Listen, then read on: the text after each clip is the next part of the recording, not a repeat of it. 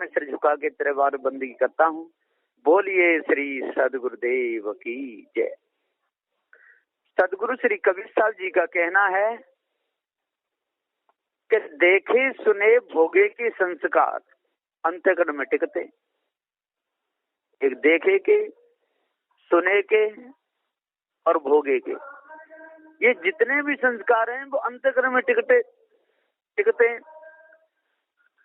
और जहां जहां हम जाते हैं वहां गुलाम बन जाते हैं। क्यों ऐसा क्यों होता है कि हमको जड़ चेतन का ज्ञान नहीं है।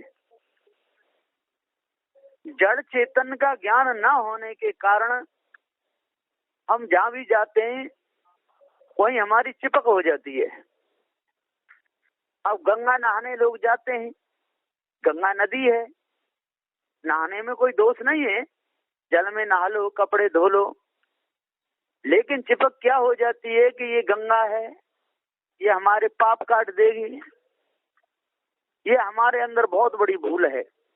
वो तो नदी है, पृथ्वी का खंडक है, पानी भरा हुआ है, पानी जड़ है, पानी हमको जान नहीं सकता और उसमें जल जंतु रहते हैं और जो भी नहाएगा ठंडक मिलेगी, कपड़े भी धुल जाएंगे।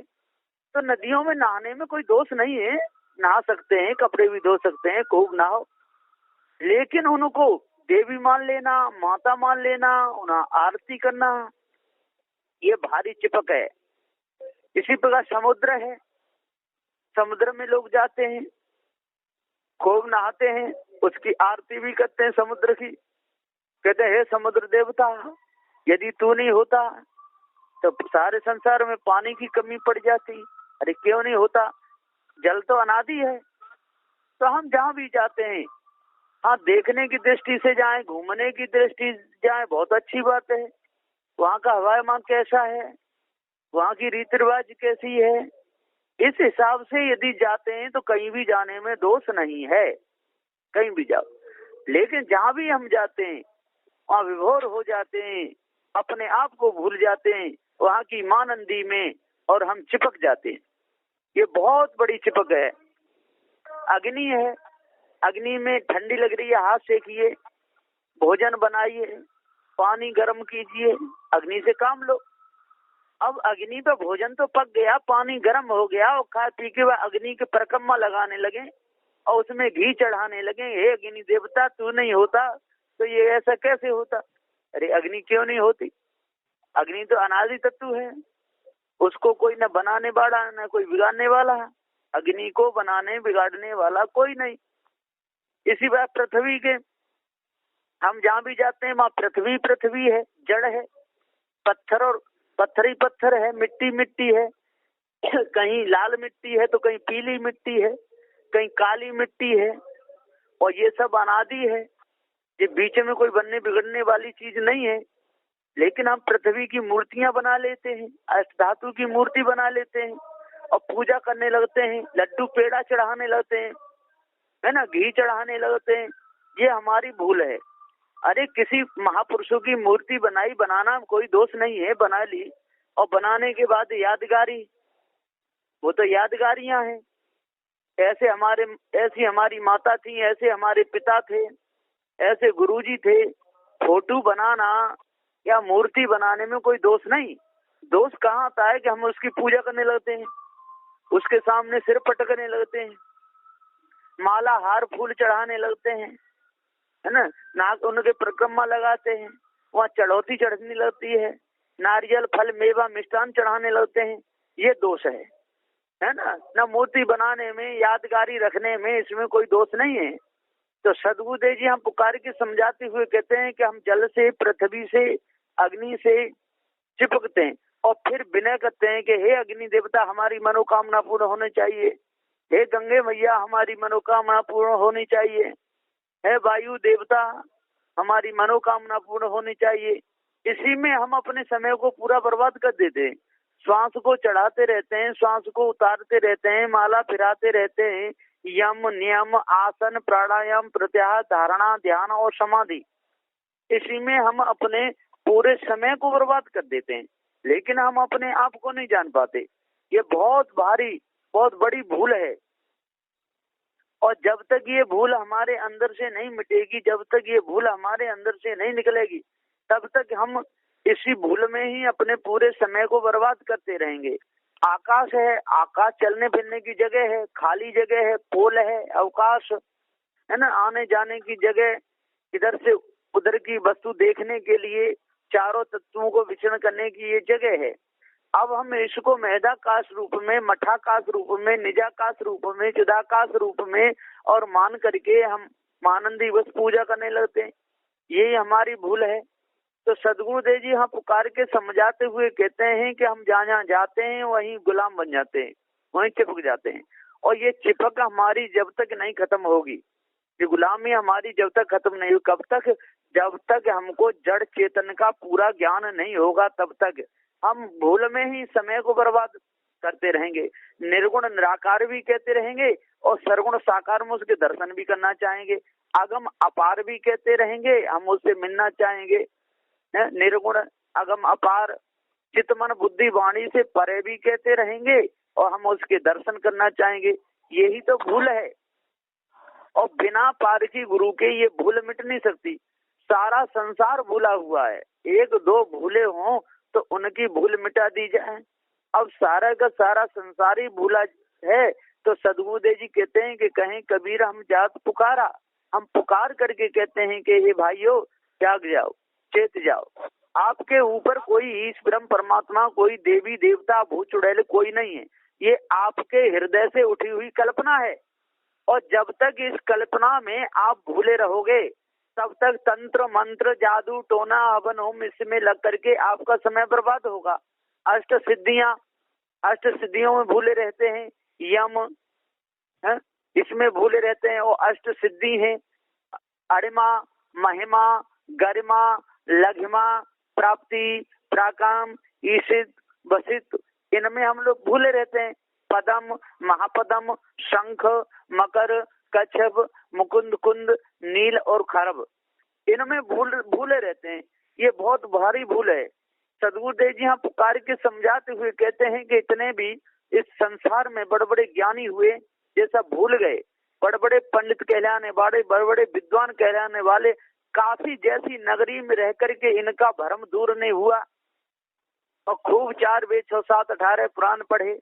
सदगुरुदेव जी पुकार के समझाते हुए कहते हैं कि हे भाई ज्ञानियों, जब तक आप लोग अपने आप को नहीं जानोगे, जब तक भ्रम को अपने अंदर से नहीं त्यागोगे, जब तक आपके हृदय की कालमा नहीं मिटेगी, तब तक आप भूले ही रहोगे। आप जिंदा होकर के और जिंदे की पूजा करोगे तो उसे लाभ मिलेगा। और आप तो मुर्दा के आगे जिंदे को काटे और देते हो, मूर्ति पत्थर की बनाते हो और मंत्रों को मुख से पढ़ते रहते हो और धड़ से बकरे का सिर अलग कर देते हो। ये कोई धर्म नहीं है, ये तो पाप है। और आप कर्म को धर्म कहते हो, ये बहुत बड़ी भूल है। कर्म कभी धर्म नहीं होता और धर्म कभी कर्म नहीं होता। धर्म अलग है। पानी का धर्म शीतल है, पृथ्वी का धर्म कठोर है, अग्नि का धर्म है जलाना है, उष्ण धर्म है, और वायु का धर्म कोमल है, और आकाश का कोई धर्म नहीं। ये तो कोई वस्तु ही नहीं है, ये आकाश अवस्तु है। और जीव का धर्म जानना है, ज्ञान है ना। पर आप कर्म जो करते हो उसको धर्म कहते हो। मछुआरे लोग मछलियों को मारते हैं, पकड़ पकड़ के लाते हैं। यदि उनको समझाया जाए भैया आप मछलियों को क्यों मारते हैं, आप क्यों हत्या ये करते हैं, तो वो कहते हैं ये हमारा धर्म है। लेकिन वो धर्म नहीं है।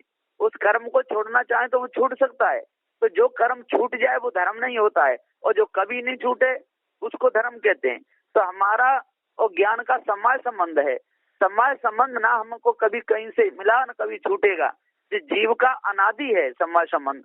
इसी प्रकार से जल के धर्म का, गुण का, क्रिया का, मेल का, आकार का ये समय संबंध अनादि है, और जो अनादि है वो कभी छूटता नहीं।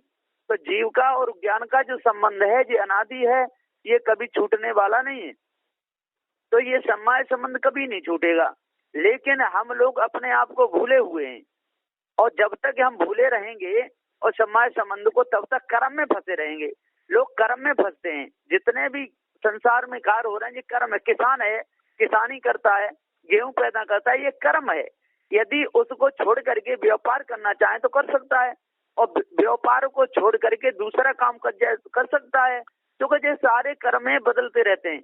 लेकिन करने वाला जो आदमी है वो एक ही रहता है। पहले किसानी करता था, फिर बाद में व्यापार करने लगा, फिर व्यापार करने के बाद में फिर उसने सारे काम को छोड़ दिया।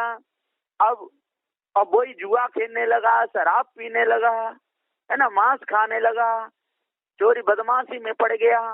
और फिर ज्ञान हुआ, सत्संग सुना, अब सबको छोड़ करके और न्यारा हुआ, उसे अपने आप का पूरा ज्ञान हुआ, वो छूटा तो वो ही था। तो धर्मी था, वो कर्म में उलझ गया था, इसलिए कर्म को धर्म समझ रहा था। कर्म कभी धर्म नहीं होता है, धर्म युक्त कर्म किया जाता है।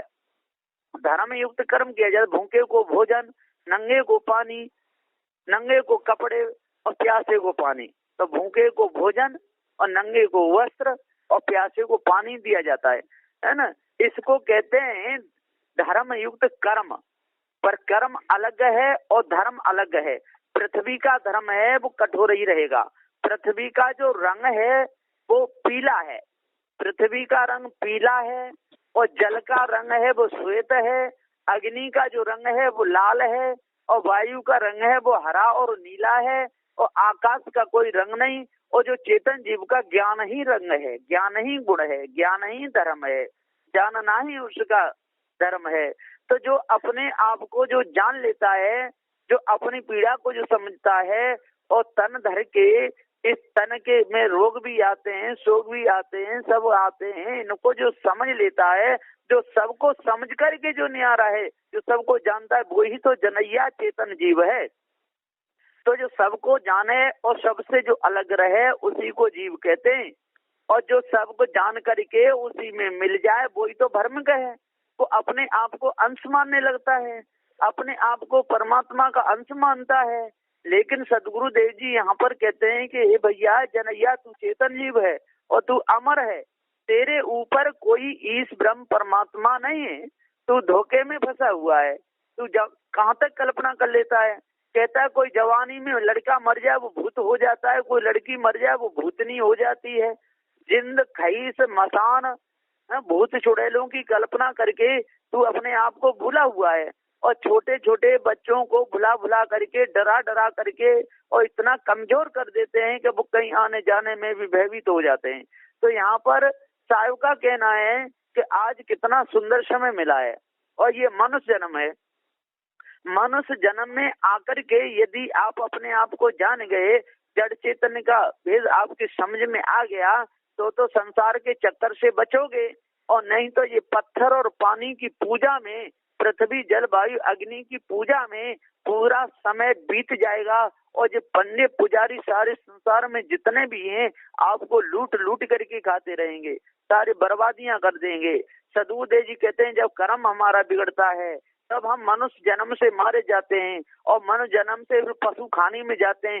कितना बड़ा राजा हो, कितना बड़ा सेठ हो, और घोड़ा खानी में चला जाए तो उसके पैर में तो नाल ठोके ही जाएंगे, मुख में लगाम डाली जाएगी, और सवार जीन कस के उसके पीठ पे बैठ जाएगा, और कोड़े की मार पड़ेगी। वो कितना बड़ा सेठ हो, कुछ भी हो, क्योंकि उसने अपने कर्म बिगाड़े, ऐसे कर्म किए, इसलिए उस खानी में गया।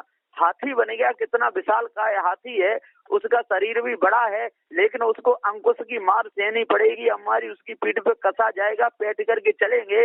और जब हाथी बिगड़ जाता है तो लोहे के भौरा बना करके कीलदार उसके सामने डाले जाते, पैर में घुसते हैं, तब हाथी चिंगारी मारता है।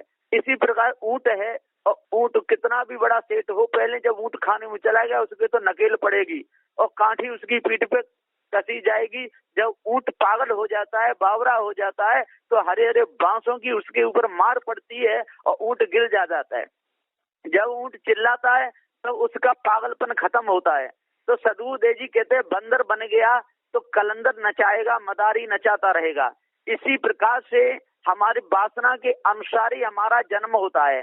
चाहे हम बंदर खानी में जाएं, चाहे भालू खानी में जाएं, किसी भी खानी में जाएं, यदि मनुष्य प्रीति टूटी, मनुष्य का भाव टूटते ही पशु पक्षी समझ खानी में ये जीव चला जाता है। तो साहेब जी यहाँ पुकार के समझाते हुए कहते हैं कि हे भाई ज्ञानियों, विद्वानों, 4 वेद 6 7 18 प्राणों के ज्ञाता हो, जपी तपी सन्यासी हो, पंडित पुजारी कहने वाले लोगों, आज अपनी आदत को संवार लो, अपने आप को जान लो, क्योंकि इसमें आपका ही भला है। साधु श्री कबीर साहिब जी ने सबके भले के लिए कहा, सबका अच्छा हो, सबका भला हो, सबकी बुद्धि विचार बढ़े, जड़ चेतन का ज्ञान सबको हो जाए। इसमें राग द्वेष के लिए कोई जगह नहीं है। सदुदेव जी पुकार के कहते हैं, देह मिले पुण्य गे मिले बन बाग समेह मिले प्रभुताई, मान मिले और पान मिले धन धान्य मिले बहुदान सदाई, योगी मिले सन्यासी मिले वनवासी मिले बहु भेष दिखाई, राम स्वरूप जग जाल मिले सब, गुरु पार की मुक्ति मिले कठिनाई। सदुदेव जी कहते हैं कि सब कुछ आपको मिल सकता है। आपको खेती भी मिल जाएगी, आपको दुकानें मिल जाएगी, आपके व्यापार मिल जाएगा, आपको बेटी बेटा भी मिल जाएंगे, हितू रिश्तेदार मित्र वर्ग भी मिल जाएंगे, आपका सम्मान भी बहुत होगा। लेकिन गुरु पार की मुक्ति मिले कठिनाई। पार की संत गुरुजन बड़ी कठिनाई से मिलते हैं, और मिल भी जाए तो उनकी बात सहज समझ में नहीं आती, क्योंकि उसमें चिपक के लिए कोई जगह नहीं, चिपक के लिए कोई स्थान नहीं। जब तक हमारा हृदय निर्मल नहीं होगा, चित्त मन बुद्धि अहंकार देखे सुने भोगे के संस्कार अंतःकरण में टिकते हैं, और जैसे हमारे संस्कार हैं तैसी जगह हमारा लक्ष्य लगता है, उसी लक्ष्य के अनुसार हमारे कर्म बिगड़ जाते हैं। जब चोरी की तरफ हमारा लक्ष्य लग गया तो हम चोर कहलाते हैं, हिंसा की तरफ लग गया तो हम हिंसकी कहलाते हैं, विचार की तरफ लग गया तो विचारी कहलाते हैं। इसी में हमारा समय चला जाता है। ईर्ष्यालु हो गए तो हम ईर्ष्यालु कहलाते, ईर्ष्या, और क्रोधी हो गए तो हम क्रोधी कहलाते हैं। मान घमंड में छा करके हम अपने पूरे समय को बर्बाद कर लेते, गाली निंदा झूठ दूसरे की निंदा करते रहते हैं, दूसरे की चुगली करते रहते हैं, और सत्य वचन को और हम नहीं समझ पाते, इसलिए सत्य से बहुत वंचित रहते हैं, हम अपने आप को जान ही नहीं पाते। तो यहाँ का कामी क्रोधी लालची इनसे भक्त न होए, भक्त करे कोई सूरमा जात वर्ण कुल खोए। तो कामियों से भक्त नहीं हो सकती, क्रोधियों से भक्त नहीं हो सकती, लालचियों से भक्ति नहीं हो सकती, क्योंकि कामी क्रोधी लालची इनसे भक्त न होए। और भक्त करे कोई सूरमा जात वर्ण कुल खोए, जो सभी प्रकार की मानंदी को दूर कर दे, जो ब्राह्मण क्षत्रिय वैश्य शूद्र की जो मानंदी चली आ रही है इसको दूर करे, शेख सैयद मुगल पठान की जो मानंदी चली आ रही है इसको दूर करे, और शब्द स्पर्श रूप रस गंध इस सारी बीमारी को जो समझ ले और इनको इनसे उपराम हो, इनको त्याग है। अर्थ धर्म काम मोक्ष जो चार फल माने गए चार वेदों के द्वारा इस प्रलोभन को छोड़े, और साम वेद यजुर्वेद अथर्ववेद और ऋग्वेद इस मानंदी में हमारा पूरा समय चला जाता है, लेकिन हम अपने आप को नहीं जान पाते। तो सदगुरुदेव कहते हैं कि हे विद्वान हो ज्ञानी हो, 4 वेद 6 7 18 पुराणों के ज्ञाता हो, जपी तपी सन्यासी हो, 4 वेद 6 7 18 पुराणों के पढ़ने वाले हो, आज अपने रीत रिवाज हो, अपने आप को जानो, जड़ चेतन के भेद को समझो, तब पूर्ण शांति मिलेगी, नहीं तो मिथ्या धोखे में जीवन चला जाएगा। बस इन्हीं वचनों के साथ में मैं अपनी वाणी को विराम देता हूँ। बोलिए श्री सदगुरुदेव की जय।